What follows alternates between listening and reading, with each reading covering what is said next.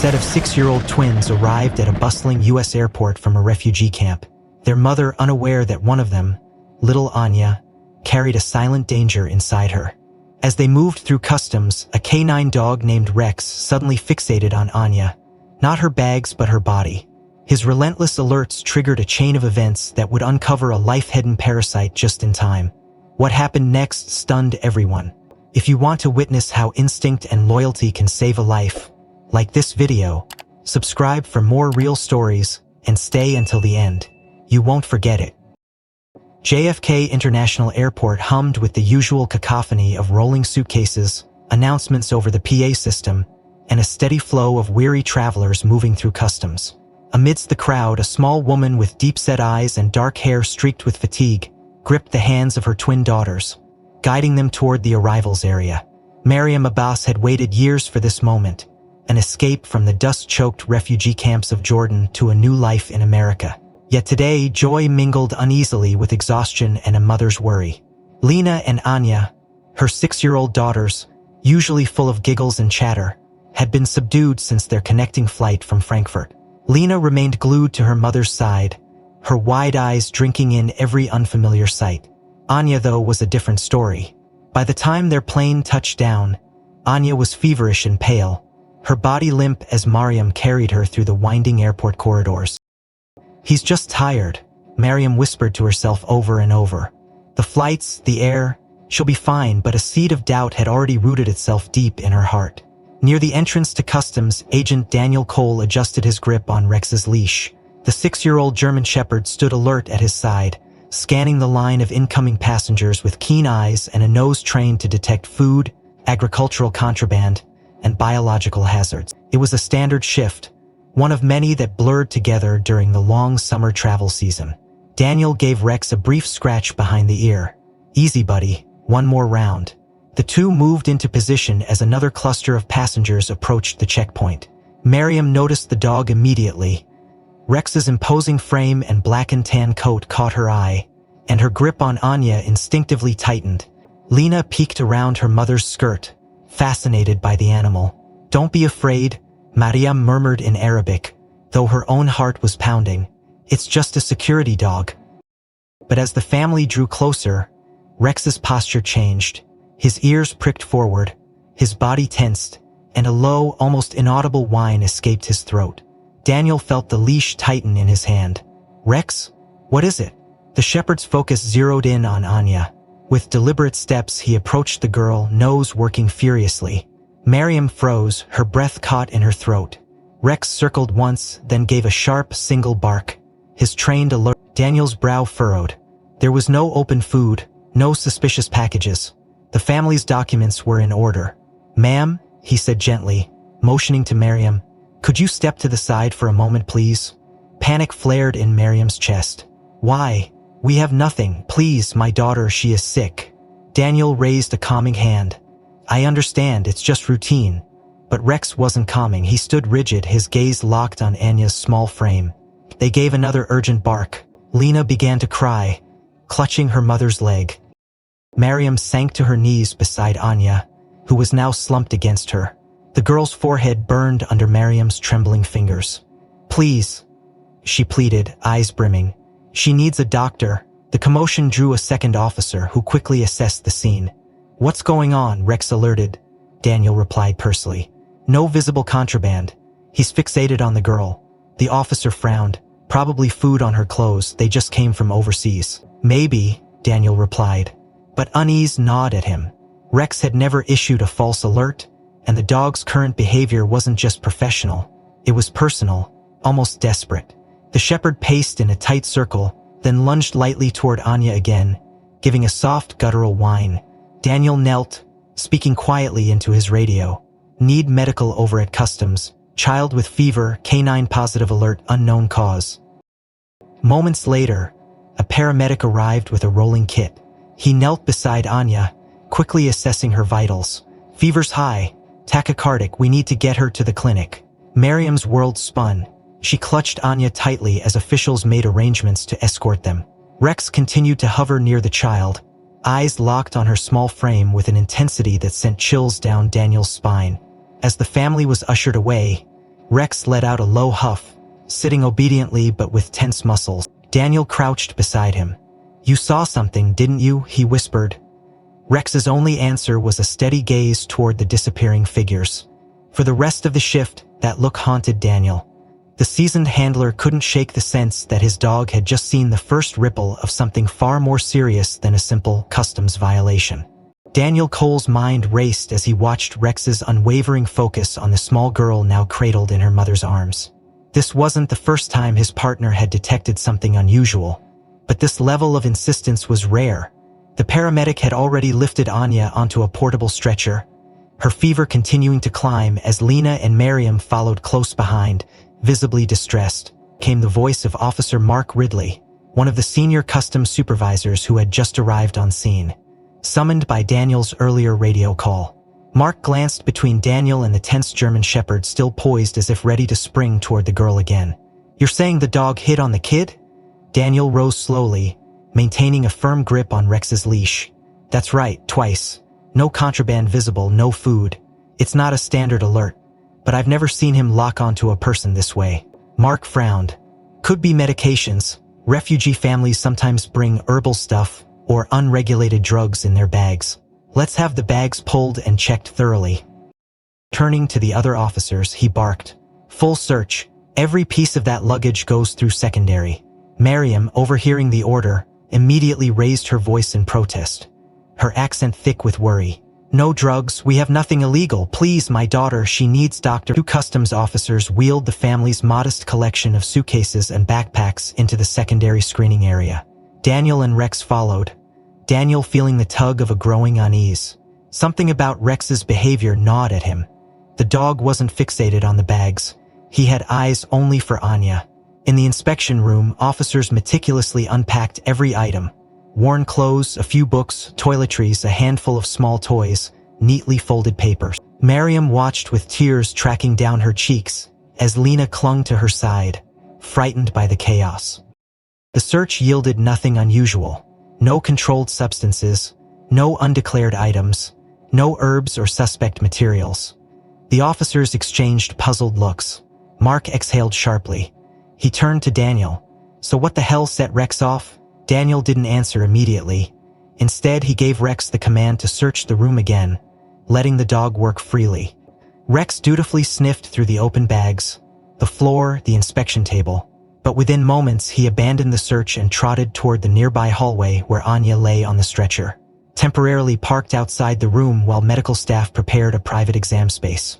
Rex's body language changed the instant he reached the girl.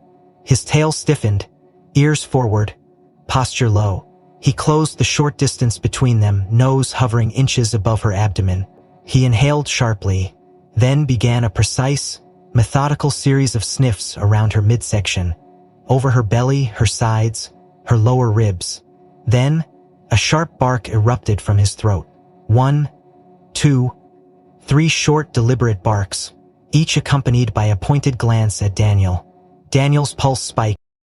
This was no false alarm.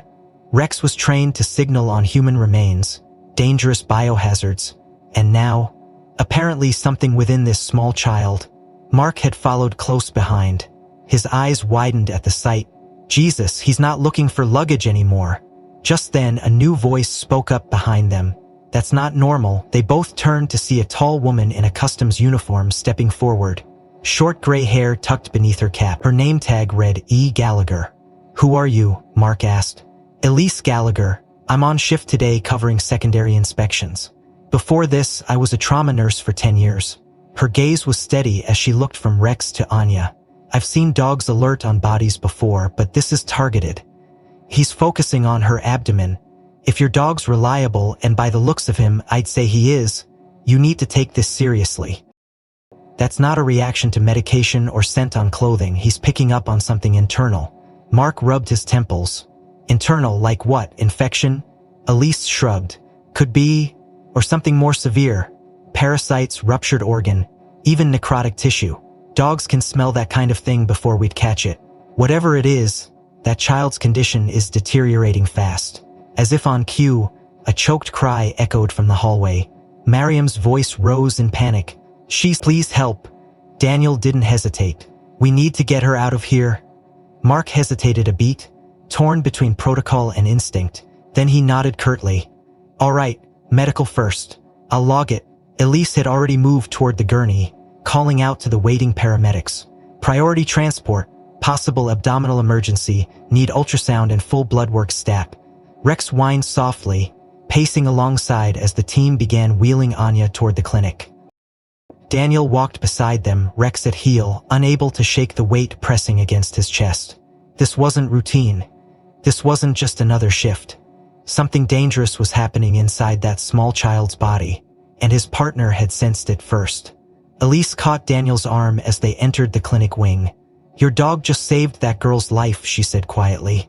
Mark my words, you'll see. Daniel gave a grim nod, but his gut told him they weren't done yet. Not by a long shot. The clinic inside JFK's International Terminal was small and sterile, more suited for treating minor flight illnesses than handling pediatric emergencies. But it was the only immediate option. The paramedics rushed Anya inside, Miriam stumbling after them with Lena clinging to her skirt, eyes wide with terror. Then Annie whispered hello, Rex heeling at his side with a palpable tension radiating through the leash. Elise Gallagher moved with clinical precision, already donning gloves as she motioned for the nurses to prep a bed.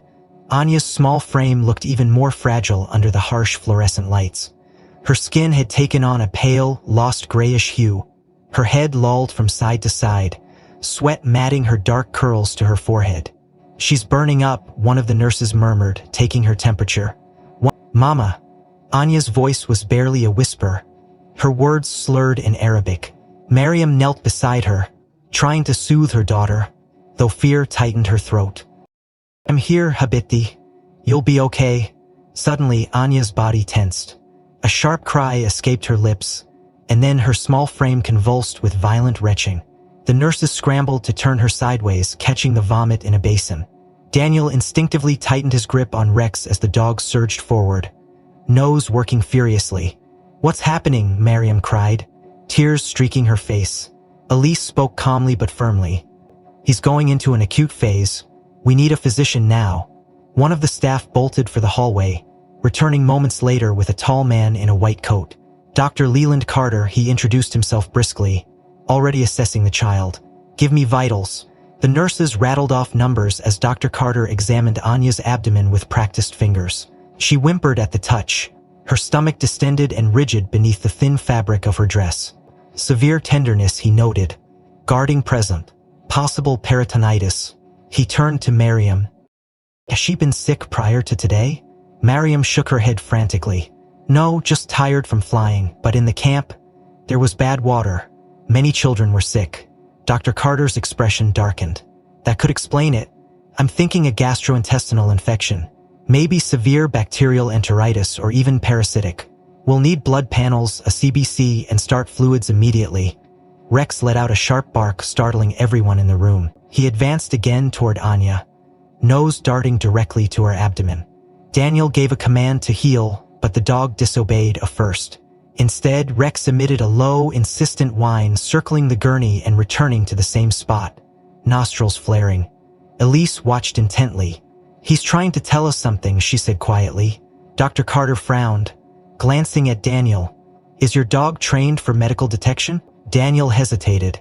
He's trained on human remains, biohazards, and contraband.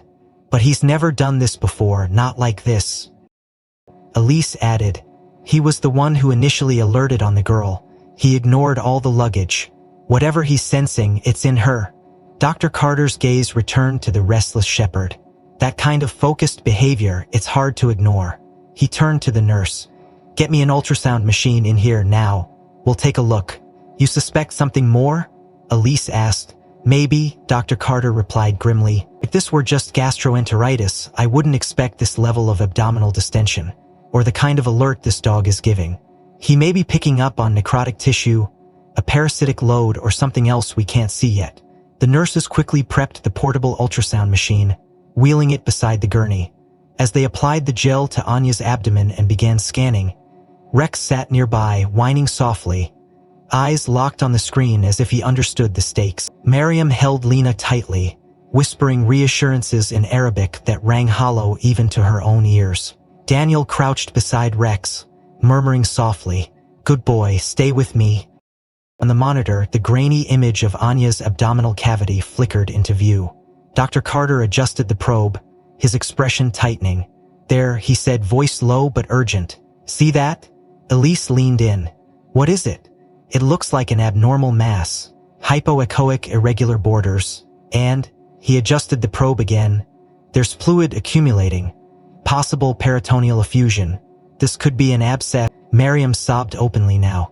"Please save her, please." Dr. Carter straightened. "We need to move her to a full hospital immediately. I'm notifying pediatric surgery. She may need an emergency laparotomy." He turned to Daniel. "And your dog may have just saved her life." Daniel's throat tightened. He looked down at Rex, whose posture remained taut, gaze unwavering. But the tension in the room was only rising.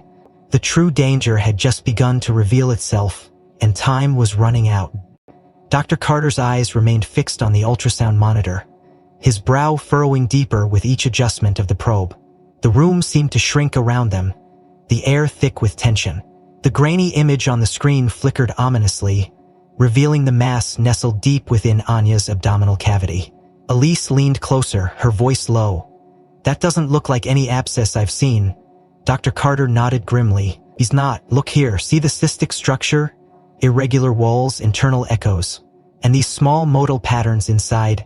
They're not artifacts, they're moving." Elise's eyes widened. "Parasites? That's my suspicion," Carter confirmed. "I'd bet on a hydatid cyst or similar parasitic infestation, likely Echinococcus or something comparable, the kind you see from contaminated water sources." Miriam's knees buckled at the words. "You, does this mean? Please, tell me." Dr. Carter softened his tone, switching seamlessly to simpler English. "Penny, there is a dangerous parasite growing inside her stomach, something she likely caught from the refugee camp. It's gotten large very fast and it is leaking fluid." He glanced back at the monitor. "This kind of cyst can rupture without warning. If that happens, the contents can trigger anaphylactic shock. Her body would collapse within minutes." Elise added quietly, "If this had ruptured mid-flight, there would have been no chance to save her." Miriam covered her mouth, trembling. "Oh God, my baby." Lena whimpered and buried her face in her mother's dress. Meanwhile, Rex remained seated, gaze laser-focused on Anya's abdomen, his whines steady and rhythmic. Daniel's grip tightened on the leash as he knelt beside his partner. "You knew," he whispered. "Somehow you knew." Dr. Carter was already moving, voice crisp. "You can't delay. She needs surgical intervention, full resection of the cyst. We'll stabilize her here, but I want her on transport to Mount Sinai within the hour." He turned to the nurse. "Epinephrine ready at bedside. One wrong move and she could tip into shock." Elisa's face was taut. "Doc, do you think this thing is leaking already?" "It might be," Carter admitted. "Her systemic symptoms suggest some leakage. That's why she's spiking so hard and vomiting. But it hasn't fully ruptured yet. Her abdomen's not showing rebound tenderness typical of peritonitis. We still have a window, but it's closing fast." Daniel looked to Elise. "How bad could this have gotten if no one caught it?" Elise answered without hesitation. "If she'd boarded that next flight to Houston, her odds were slim. Altitude pressure changes could easily have caused a rupture. Even the stress of the flight itself, in the air without access to full emergency care, likely fatal." Daniel swallowed hard, watching Rex, who had now gone silent, his eyes flicking between Anya's face and her swollen belly. "And if not for him?" Elise glanced at the shepherd with a new respect. "We wouldn't have known. Not until it was too late." Dr. Carter was already directing orders. "Start IV fluids, get me broad-spectrum antibiotics. We need to suppress secondary bacterial load. And alert pediatric surgery at Mount Sinai. They'll want OR prepped." The nurses sprang into action. One nurse gently squeezed Mariam's arm. "You'll do everything we can." Miriam sobbed quietly, her strength worn thin. Daniel leaned closer to Dr. Carter. "How fast do we need that transport?" Carter's tone was clipped. "Ambulance needs to be ready within 20 minutes max. I'll ride with her. I want monitoring the whole way." Daniel nodded and stepped back, pulling out his radio. "Control, this is Handler Cole. I need an expedited medical transport from Terminal 4 to Mount Sinai, pediatric emergency priority." Contact Port Authority and confirm route clearance. The dispatcher acknowledged with urgency. Daniel turned to Elise. You sticking with this case? She nodded. I'm not leaving, not until I know she's safe. Rex gave a low rumble of approval as if understanding. The room buzzed with controlled chaos. Anya's tiny body, now connected to IV lines, lay still, her fevered skin glistening with sweat. Her breaths came in shallow, rapid bursts. Dr. Carter hovered nearby, checking the monitors, preparing the next steps. Daniel crouched beside Rex, fingers absently stroking the dog's ruff. You bought her this chance, he whispered.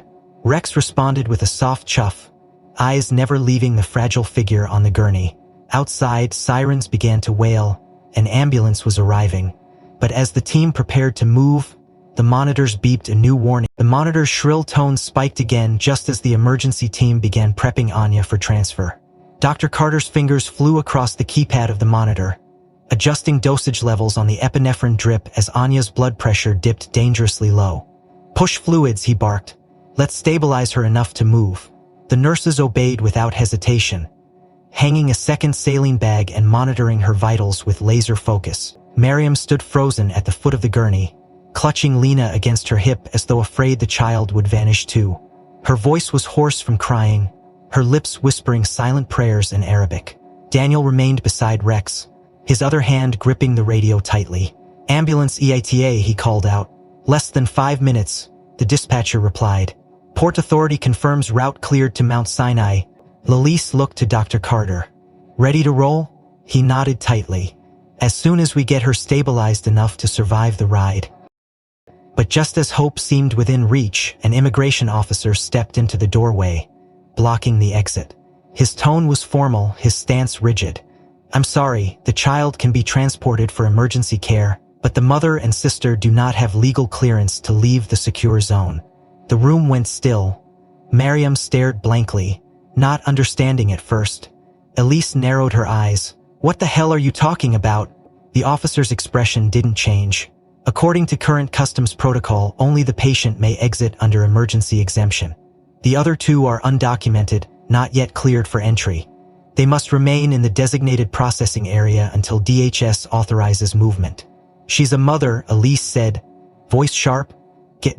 That's not my call, he replied. Then get me the person whose call it is, Dr. Carter snapped, because I'm not sending a 6-year-old into surgery without her mother. The tension ratcheted up. The immigration officer stood firm, radioing for supervisory guidance, while Daniel stepped in between him and Miriam, speaking calmly. There has to be a provision for humanitarian exemption. She's not trying to flee, she just wants to be with her dying child. Unless there's pre-existing DHS humanitarian classification. My hands are tied, the officer said. The law's the law. Miriam looked helplessly from face to face, clearly unable to track the rapid English exchange. Please, she begged, voice cracking. I come with her, please. Lena, overwhelmed, began to cry again. That was when a soft but firm voice cut through the room. Wait. A young woman in a blue TSA uniform stepped forward from the corridor. Her badge read Agent Nora Patel. She looked to the immigration officer. I recognized this family. They were on the May humanitarian intake manifest from the UNHCR camp in Zarqa, Jordan. I helped review the transfer files. Their documents were approved for emergency resettlement under the refugee priority track. The officer frowned. That list hasn't cleared the national database yet. Because it's still in DHS processing, Nora replied, already pulling up her tablet. But I saw the scanned documents myself. Priority case 714. The mother, Mariam Abbas, has been pre-cleared for expedited humanitarian parole. She tapped on her screen. Give me 2 minutes to escalate it to port security. You haven't passed biometric confirmation, the officer pushed. So, unless we have a retinal scan from Frankfurt Customs logged yesterday, Nora cut in. That counts as secondary ID under Protocol 11B for medical emergency travel. She qualifies. You want to call legal to argue, go ahead. But I'll have media footage of a mother being separated from her dying child by the time you hang up. Elise turned to Daniel, eyebrows raised. Remind me to buy that girl coffee later. Daniel nodded grimly. Buy her a damned vacation. Nora continued typing with fierce intensity. sending encrypted requests through the airport's emergency DHS channel. Within a minute, her radio crackled to life. TSA control to Agent Patel. Clearance approved. One-time medical movement granted under DHS Code 6.3b. Subject to boss, Miriam, and dependent minor permitted to accompany emergency patient. The immigration officer accelerated. And go. Lenda L Communities Carther Cajuits waited. Let's move. The gurney began to roll, flanked by nurses Daniel and Rex trotting in sync. Elise took Lena's hand while Mariam stayed at Anya's side, murmuring words of comfort that barely masked her fear. Outside the clinic doors, the ambulance waited, its back doors open and lights already flashing. A driver stood ready, his face tense with urgency. Rex jumped in first, as if refusing to be left behind, and settled near the head of the stretcher without a sound. The others followed, piling in fast. Miriam held Anya's small hand, her fingers trembling. Daniel closed the ambulance doors behind them, gave the signal to go, and watched as the vehicle peeled away from the terminal, sirens slicing through the city noise. He stood with Elise in the loading zone, both of them momentarily silent. Nora walked up behind them, still gripping her tablet, her hands slightly shaking.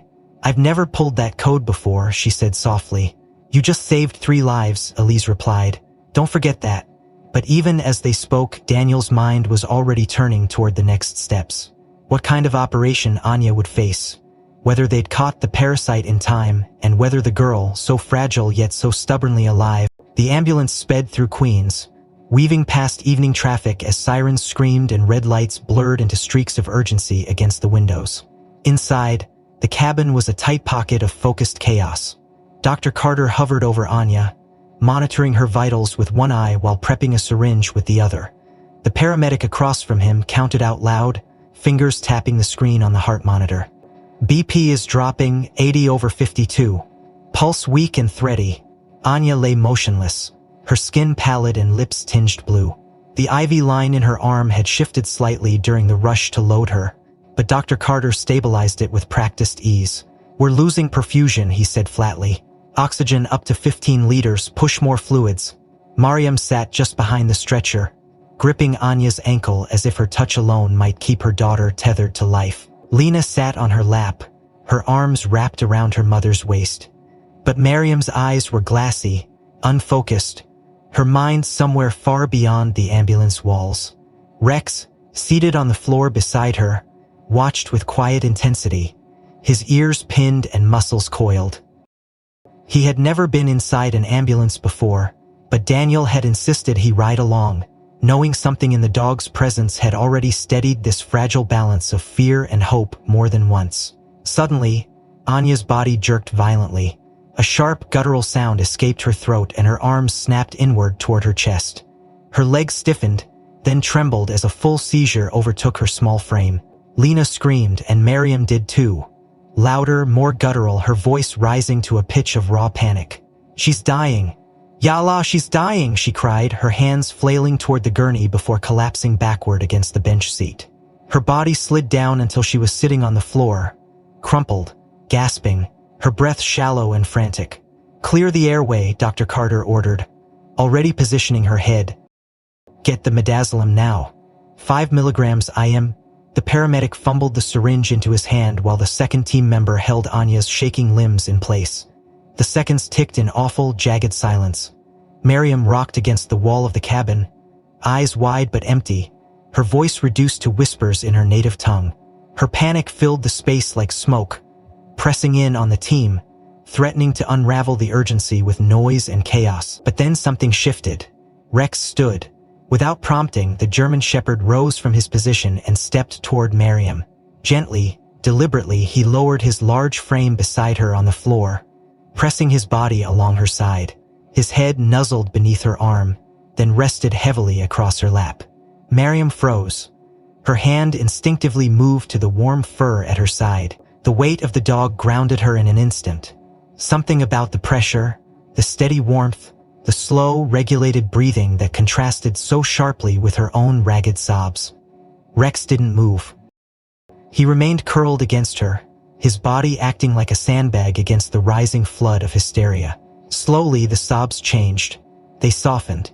Miriam's breathing, still shallow, began to follow the rhythm of Rex's flanks as they rose and fell. Her hands, once clawing the air, now gripped his coat, fingers buried in the thick fur as if anchoring herself back into the moment.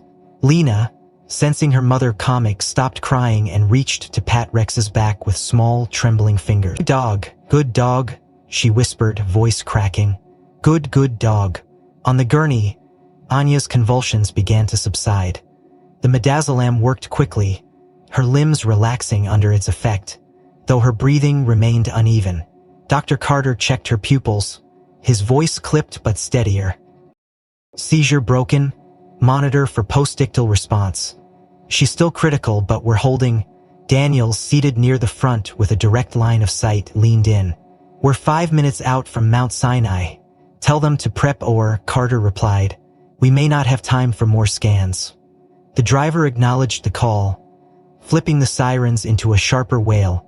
Inside the cabin, Rex remained pressed to Miriam, his eyes now drifting toward Anya once more, as if his work would only be done when hers was. Elise, who had stayed silent during the chaos, finally exhaled, her eyes shining. She touched Daniel's arm lightly.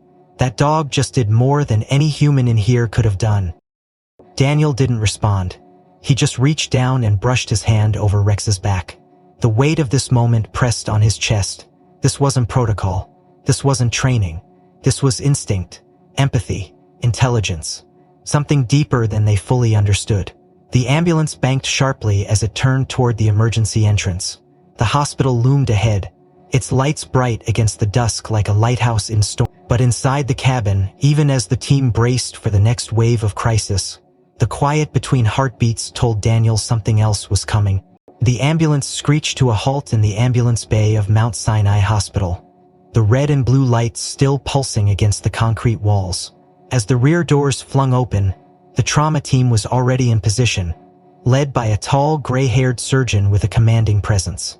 Dr. Alan Strauss had spent 40 years in pediatric surgery, and though few cases rattled him anymore, the urgency in Dr. Carter's radio transmission had set off alarm bells even before they arrived. The gurney flew down the corridor, Dr. Carter jogging alongside, calling out vitals. 6-year-old female, critical. Suspected hydatid cyst in the abdomen, pre-rupture state. Had seizure en route, stabilized with midazolam. BP marginal, tachycardic. Need OR ready now. Copy, Dr. Strauss responded, eyes sharp. Any imaging portable? Alright, let's move. Priority 1. Miriam stumbled behind them, her legs shaky but driven by sheer will. Lena gripped her hand tightly, struggling to keep up. Elise and Daniel followed closely, Daniel with Rex at his side. The dog trotted in a controlled but tense pace, glancing toward the gurney every few steps. Inside Trauma Bay 2, a swarm of nurses and residents converged. Monitors beeped, lines were connected, and Anya's frail body was quickly prepped. Dr. Strauss leaned over her abdomen, scanning the ultrasound images Dr. Carter had brought from the ambulance. His jaw tightened. Damn, this is one of the largest I've seen at this stage. Fluid around the cysta. He glanced at Miriam, whose eyes pleaded for answers. Your daughter is very sick, he said gently but firmly. The parasite inside her is trying to survive by growing rapidly. But now it's starting to leak its toxins into her body. If it ruptures fully, the release of that material will cause full systemic poisoning, septic shock. We'd lose her within minutes. Miriam gasped, her knees nearly buckling. Elise caught her arm. He's here now. You got her here in time, Strauss continued. Had this been delayed by even 2 to 3 more hours, the cyst would have likely ruptured on its own. The pressure buildup is critical. Your dog? He paused, glancing toward Rex, who stood calmly near the door. Your dog may very well have saved her life.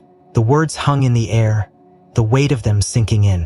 One of the surgical residents, a younger woman with wide eyes, spoke up. Doctor, if we hadn't known to scan, we probably would have treated this as a severe gastro case. Strauss nodded gravely. Exactly. The symptoms mimic bacterial gastroenteritis. Fever, vomiting, abdominal pain. If no one had thought to look deeper, his gaze shifted to Daniel. And this canine did what humans might have missed entirely. Daniel felt his throat tighten. He wouldn't stop alerting, he said quietly. Not even after they cleared the luggage. Strauss looked impressed. I've seen trained medical alert dogs in controlled environments, but this... He turned back to his team. Prepper, we'll go in laparoscopically first. See if we can aspirate and excise without rupture. The staff moved with renewed urgency. One nurse approached Miriam, helping her don surgical scrubs so she could accompany Anya to pre-op. Elise knelt beside Lena, speaking softly. Your sister is very brave. She's going to fight through this. Lena nodded tearfully. Rex moved closer to Miriam again, pressing lightly against her leg as if to anchor her once more. Dr. Carter pulled Daniel aside. You need to tell your chain of command what this dog just did. There's no standard training for this level of intuitive detection. Daniel exhaled, watching Rex with new eyes. I will, ding. A tech emerged, motioning toward Miriam. We're ready. Miriam kissed Lena quickly, her voice trembling. Stay with the nice lady, she whispered. Then, with a glance toward Rex, she murmured, Shukran, thank you. The gurner disappeared through the OR doors, and the waiting began. The surgery lasted nearly 4 hours. Outside the operating room, the minutes stretched long and heavy. Miriam sat hunched in a chair, her knuckles white around Lena's small hand. Rex lay curled beneath Daniel's seat, his head resting on his paws but his eyes never fully closing. Elise remained close by, offering quiet reassurances when Miriam's fear threatened to break her composure. Finally, the doors opened. Dr. Strauss emerged, removing his mask with a tired but satisfied expression. We got it, he announced. The cyst was removed intact, minimal leakage. She's in recovery now. The next 24 hours will be critical, but the worst danger has passed. Miriam covered her face, sobbing in relief, while Lena hugged her tightly. Elise allowed herself a small smile. Daniel knelt beside Rex, rubbing his ears. You did good, boy. Damn good. Over the following days, Anya's condition steadily improved. The medical team monitored her closely for signs of systemic infection, but her young body responded well to treatment. Within a week, she was able to sit up, her pale cheeks beginning to regain their color. The story, however, did not remain confined to the hospital. Word of the unusual rescue began to spread. A nurse, moved by the role Rex had played, had shared the account with a friend at a local news station. Within hours, the media caught wind of the tale. Airport canine dog saves young refugee girl from rare parasitic infection. News vans soon camped outside the hospital entrance, reporters eager for interviews and photos. Miriam, overwhelmed and protective of her daughter, declined all requests. Please, she told the hospital liaison through her limited English. No cameras, no reporters. Just, I want her safe. The liaison respected her wishes and worked with hospital security to maintain privacy. But Miriam had one request of her own. Through Elise, who visited often and had become a trusted presence, Miriam conveyed her heartfelt desire. I want Anya to see dog, the good dog, please. Elise promised to do what she could. She contacted Daniel, who relayed the request up the chain of command. The situation was delicate. Rex was an active service dog, and direct public interactions were typically restricted. But the story had touched hearts within the agency as well. The Director of Customs and Border Protection, already aware of the case through internal reports, saw an opportunity for both compassion and quiet acknowledgement of their canine unit's value. An exception was granted. A controlled private meeting would be arranged in a secure area of JFK's Terminal 4, where Rex and Anya could reunite away from media glare.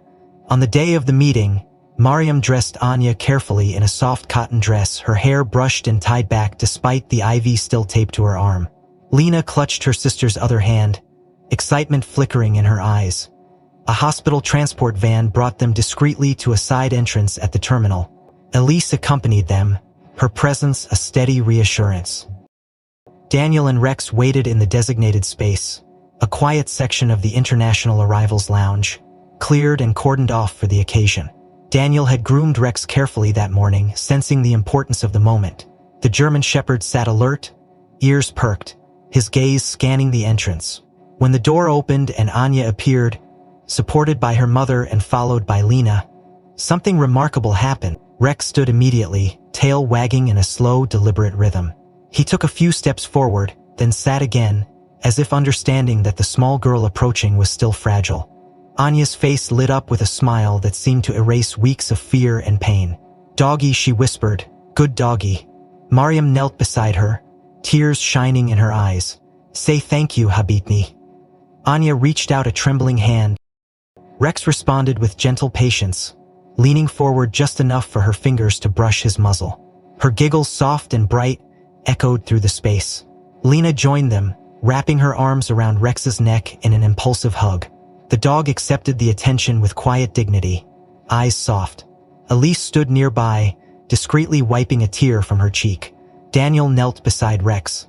She remembers, Huff. Rex chuffed softly, leaning into the children's touch. Mariam looked at Daniel, her voice thick with emotion. Thank you.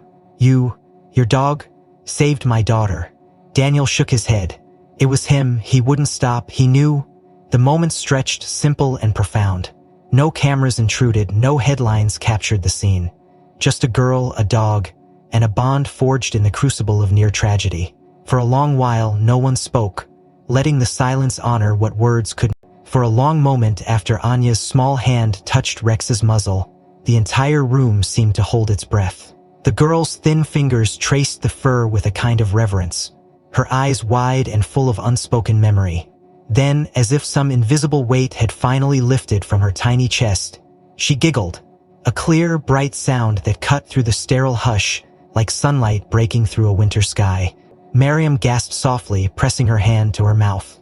Elise leaned closer to Daniel and whispered, "That's the first time she's smiled since the surgery, maybe since the ambulance." Daniel nodded, throat tight. Lena grinned openly now, hugging Rex again with the abandon only children can give. The German shepherd remained still, his amber gaze soft, breathing slow and steady, almost as though he understood the delicacy of this moment. Around them, the small gathered group, Elise, Daniel, Nora Patel, and a few select CBP officials, watched silently, no one daring to break the spell. Mariam's voice was a soft tremor. She remembers, she knows. Daniel knelt beside Rex, speaking quietly. He knows too. Annie shifted closer on unsteady legs, guided gently by her mother. Her voice was barely a whisper. Shukran. Rex. The dog responded with a slow wag of his tail and leaned forward just enough to rest his chin on her knee. The girl's face lit up fully now, the smile widening, eyes sparkling with the joy that only true safety can bring. Mariam knelt beside her daughter, wrapping both arms around her, tears streaming down her cheeks unchecked. Thank you, she whispered again and again, the words falling like a prayer. From across the room, Nora exchanged a glance with Elise, both of them visibly moved. Even the normally reserved CB deputy chief, standing near the door, wiped his eyes discreetly. The meeting lasted only 15 minutes as Anya still tired easily, but every second was seared into memory. As Daniel prepared to lead Rex away, the girl whispered one more word, friend. Daniel smiled softly. Always. They left the room in quiet procession. Outside, the media remained unaware of the private reunion by design. CBP leadership had decided to honor the family's request for privacy, though the internal debriefings were already in motion. Within a week, the agency's medical advisory board convened an emergency meeting. The case report on Rex's behavior and the successful life-saving interventions circulated through every department, prompting a level of introspection rarely seen. Dr. Strauss submitted a formal statement to CBP command. This case demonstrates that trained K9s possess an extraordinary and currently underutilized ability to detect biological distress in human passengers, he wrote. Had this dog not alerted as he did, the patient would have likely succumbed in transit. Standard visual and symptomatic screenings would not have caught the internal parasite in time. Elise and Daniel were both called to present their observations. During the briefing, Daniel recounted every detail of Rex's behavior, from the first alert in the customs line to the ambulance and beyond. He finished with a simple statement. He knew before any of us did. He insisted when no one else understood. The CBP director, a pragmatic woman with decades of field experience, leaned forward. And you believe this ability can be trained or at least encouraged? Daniel hesitated. I believe certain dogs can develop it, but more importantly, I think we've been asking them to look for the wrong things. They're capable of more than contraband and explosives. This case proves it. The director nodded. We agree. Effective immediately, we're launching a trial program. Select canine units will be evaluated for their potential to detect biological anomalies in passengers. Not just the policy shift, quietly revolutionary, sent ripples through the ranks. Within weeks, a small task force was formed, blending veterinary science, canine behavior specialists, and medical consultants. Rex became the centerpiece of the program, his data meticulously logged.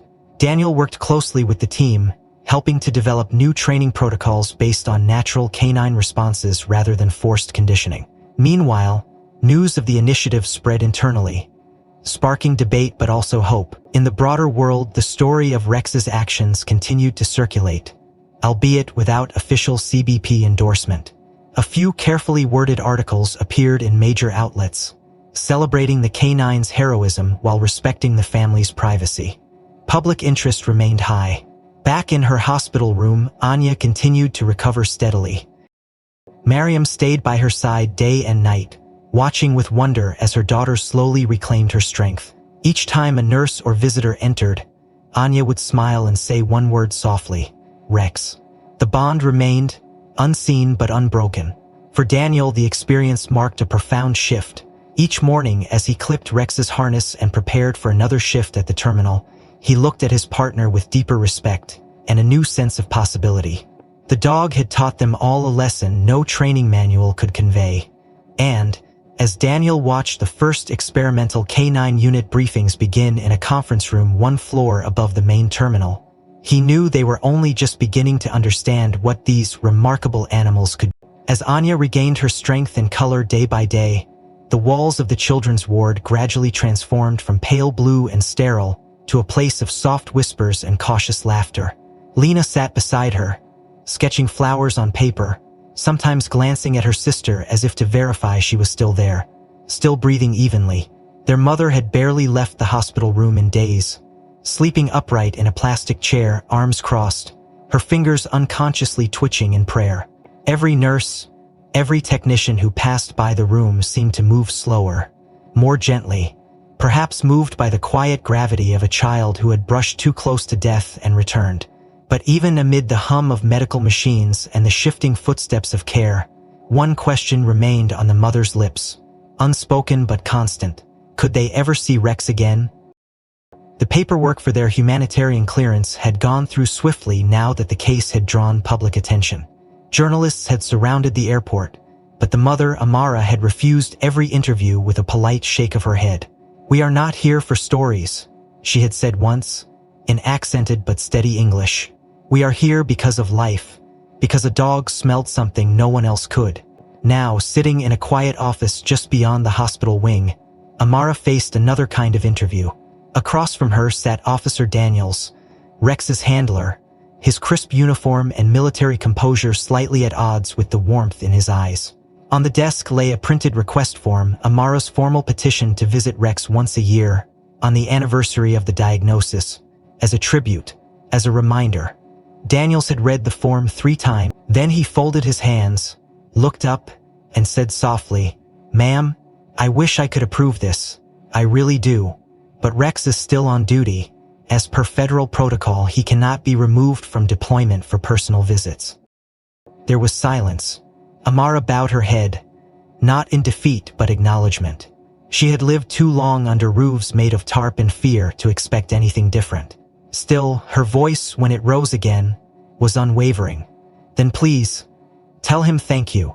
Tell him my daughters breathe because he knew something no one else did." Then paused. He pulled open a side drawer, took out a brown envelope, and slid it across the table. "Actually, there's something I didn't include in my report." He tapped the envelope lightly. "I was going to retire Rex this winter. He served over 10 years. Best damn canine I've had. But after what happened, after what he did, I started thinking." Amara didn't understand right away. She blinked, unsure whether she had misheard. Daniel smiled. "If you're willing," he said, "I'd like to initiate the adoption process. My department has never done this under such circumstances, but the chiefs signed off on it. Rex doesn't belong in another deployment. He belongs with people who already owe him more than I can ever repay." For the first time in weeks, Amara's shoulders shook, not from sorrow but release. Her hands covered her face, and from behind her fingers came the soft sound of weeping. Lena, waiting outside with a sketchpad full of drawings of Rex's ears and tail, looked up when she heard her mother's laugh through tears. Anya, curled on a window bench, asked sleepily, "Mama's crying?" Lena nodded. "Happy crying," she whispered, as if afraid the truth might float away. 3 weeks later, under the soft orange glow of the late California afternoon, Rex's official retirement ceremony took place behind the airport's canine training facility. There were no speeches, no television cameras, only a few handlers, the lead officer, and the family of 3 holding hands beside a folding table.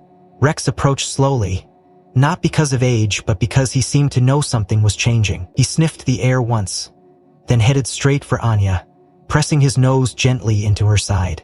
She wrapped her arms around him without hesitation. This time, Rex stayed. Daniels handed over the final signed document with a nod.